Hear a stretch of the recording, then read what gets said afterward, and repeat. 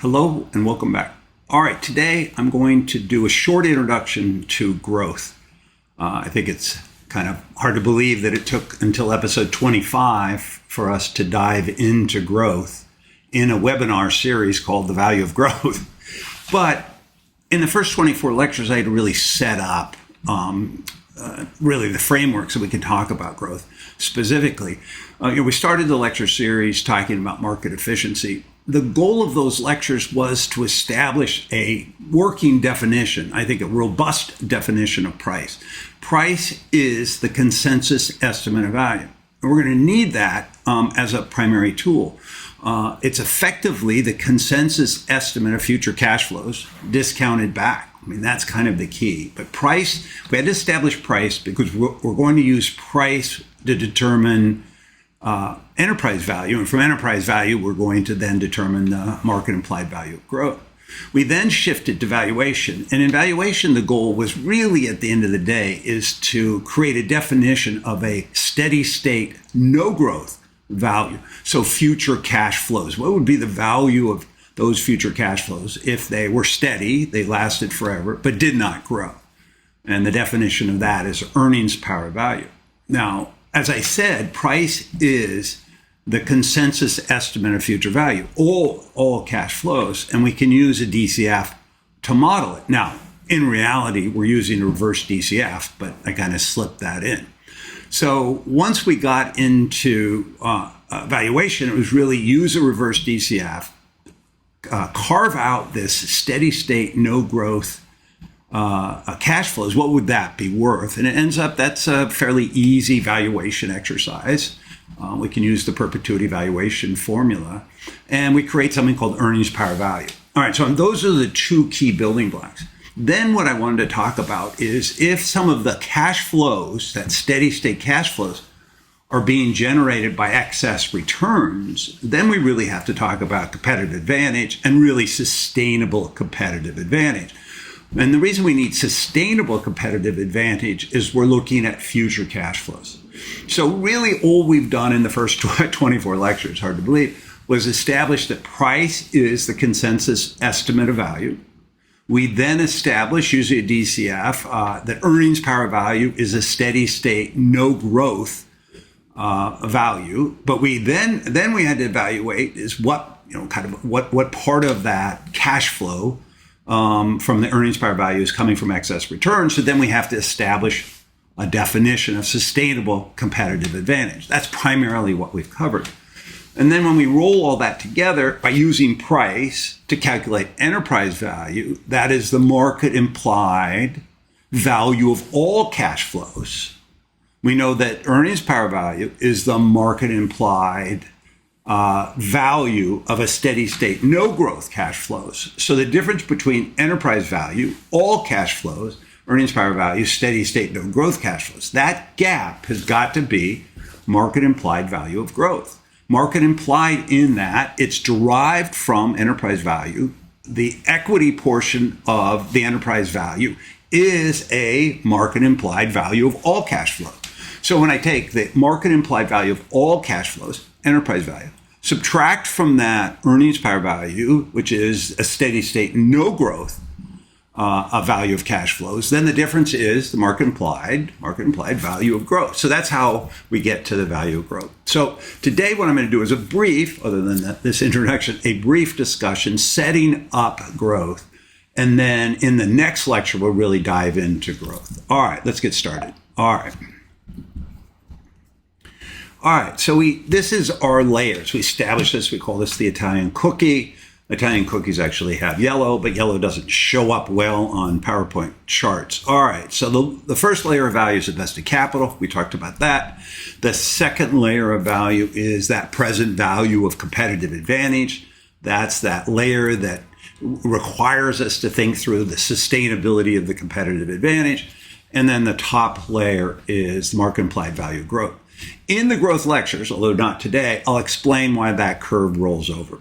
All right, excellent. Now, we also established in the last couple of lectures that if the competitive advantage is not sustainable, it's going to erode away through competition, then you're going to see that blue layer effectively roll away or fade away. And then you're not going to be able to support the market applied value of growth. And we'll talk a bit more about that in our growth segments. All right. I just want to make this point clear. If a company you're looking at cannot maintain their competitive advantage, then the cash flows from that competitive advantage will be competed away. Competitors will enter the market. And then if your return on capital is equal to your cost of capital, there's no value to growth. This is something I probably could spend a whole lecture just on that phenomenon. But I'm hoping at this point, if you've listened to the lecture series, you realize that there's no value to growth unless we can put that capital to work at a return on that capital, that incremental capital, that's greater than the cost of that capital. So that's essentially this chart. All right.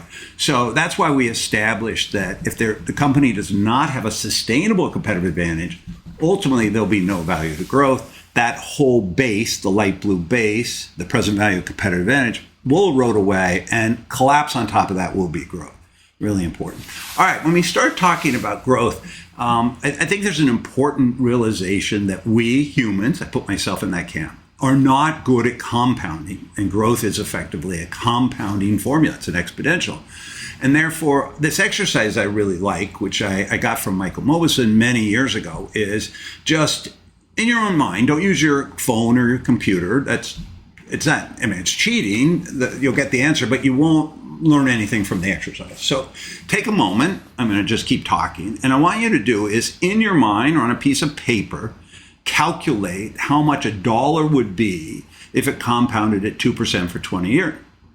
Then do that for 7%, do that for 15%, do that for 20%. Now, when we think about growth, we're really talking about, for most people, not everybody, we're really talking about something higher than 10%. And so the last two in this exercise are really important. I don't think anybody brags that they're investing in a growth company growing at 7%. Although 7% compounding is pretty interesting. But I think when people really think growthy kind of company, they're thinking higher growth. And I'll define that in the next lecture, 15 to 20. All right, so I'm hoping you spent a moment to see if you could compound $1 2% for 20 years, 7%, 15, and 20. All right, so here's the answer. So 2%, at 2%, it becomes $1.49 after 20 years, 7%, $3.87, just under $4. This is where it gets interesting because growth is an exponential. It compounds on itself.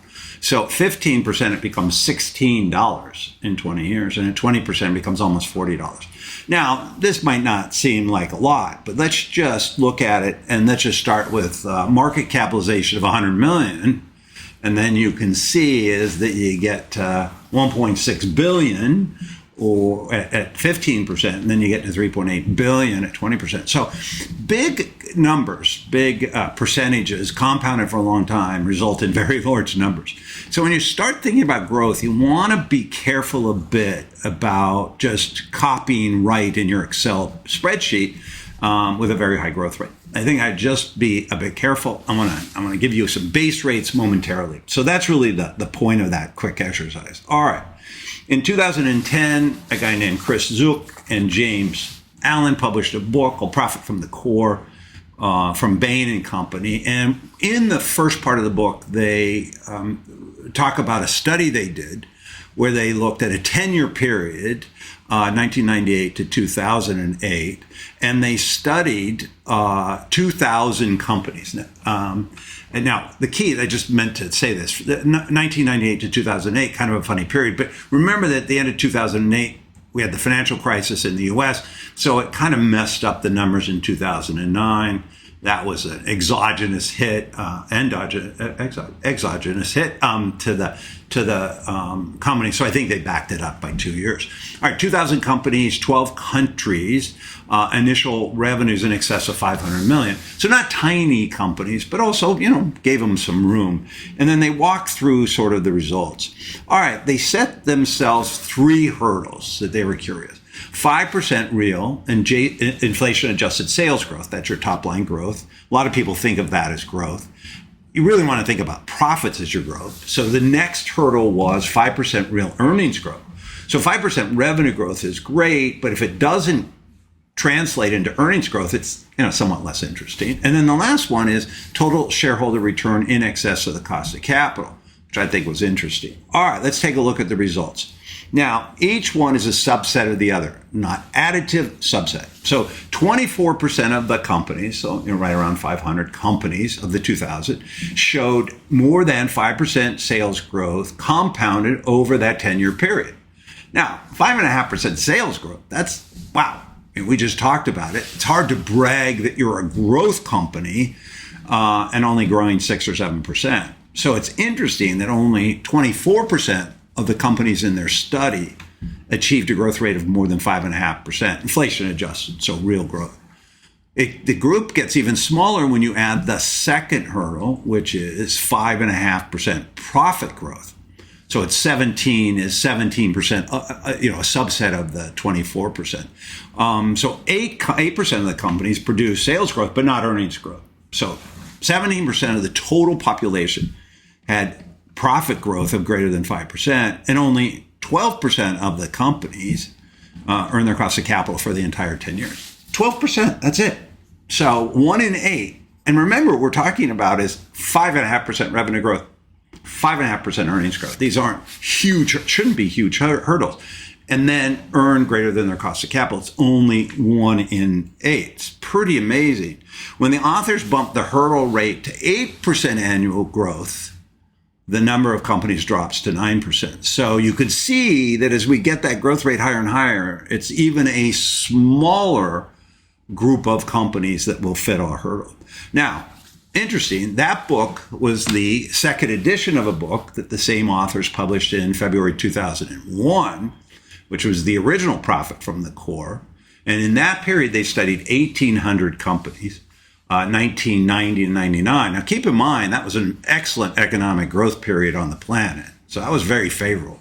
7 countries, initial revenue of 500 million. So essentially the same study they did again, but this one was, the second one was a bit expanded. Well, guess what? The percentages are almost identical. So 27% versus 24%, but 16% on the profit versus 17%, and then 13% versus 12%. So, at the end of the day, it was almost identical to what we saw before. All right, so this is our base rate. This is looking at a population of real companies, 2,000 across multiple countries, and we're not averaging them. We're looking at individuals. We're creating, quartiles and things like that. But in the second study, only 1 in 8, 12%. In the first study, only 13% could hit the hurdle of a 5.5% growth rate in revenues and profits and earn higher than their cost of capital. So it's a rare group of companies that, in fact, can hit these hurdles. So it's really, really important to keep in mind. Now, I want to emphasize this. It's hard to claim that you're a growth company, at least in kind of a Wall Street terms, when you're growing at 5, 6, 7%. So I think what people really mean growth, high growth, they're thinking of something, I think 15 is kind of a target, above 15. So when companies really think about, I'm not companies or investors or companies think about growth, they're thinking about something mid-teens and higher. I think that's really important to keep in mind as we move forward, as we talked about that. And what they're talking about is hypergrowth. So we're going to define in the next lecture. I'm going to start with hypergrowth. I'm going to define hypergrowth, and I'm going to really kind of explain where hypergrowth comes from. So when investors and I think companies to some degree really think of growth companies or label themselves as growth investors or growth CEOs, growth companies, are really talking about hypergrowth, not regular growth, hypergrowth. We're going to have to define that very specifically. I'll talk about the origins of hypergrowth and a few other lessons in the next segment. Thank you.